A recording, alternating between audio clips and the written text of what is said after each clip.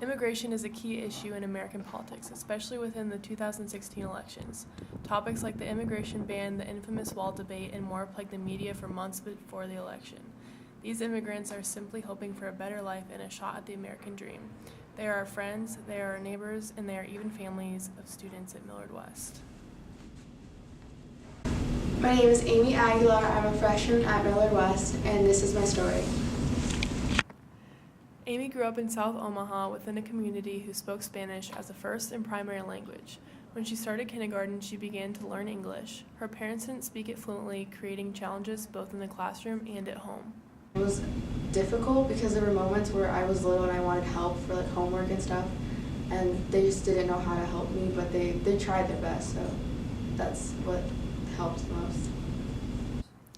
64,815 people in Nebraska, including 27,931 born in the United States, lived with at least one undocumented family member between 2010 and 2014.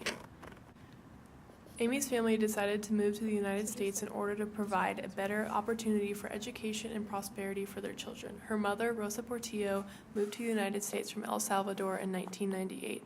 Ruben Aguilar, her father, immigrated from Guatemala shortly after.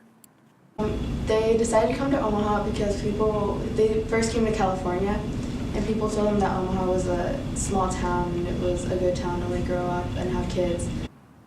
Fortunately, her mother was able to finish her high school and college education in El Salvador. She had more opportunities than most girls her age. Her father, however, spent most of his childhood working on the fields. It's because he didn't get the good education that he should have got. Amy often translates for her parents for things like appointments, ordering at restaurants, and even at her soccer games. She often helps other native Spanish speakers understand English as well, but not everyone is as welcoming towards other cultures and languages. Sometimes there are people that just don't like to hear something that they don't know. I try to ignore it because I know that it's a resource and it's not something that I should worry about. Amy has a large family with a multitude of siblings and cousins across the country. Wendy, her oldest sister, lived in El Salvador until she was 12 years old. Now, she is married with 4 kids and lives in Kansas with the help of a DACA permit. The two girls have an inseparable bond despite living in 2 different states. She actually used to babysit me all the time, and she would take care of me, and she would help me learn how to walk and all that stuff, and she would be the one that kind of helped me a little bit more with the homework.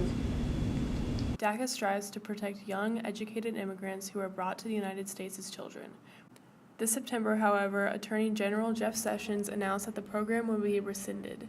Beginning March 6, 2018, up to 983 people could lose protection from deportation each day. I feel like she does have a plan, to figure out something with a lawyer or something to figure it out. But she says that she shouldn't try to see if she can just take care of the kids and see if her husband's gonna go work. Despite recent challenges, Amy's family is working hard to maintain their American dream.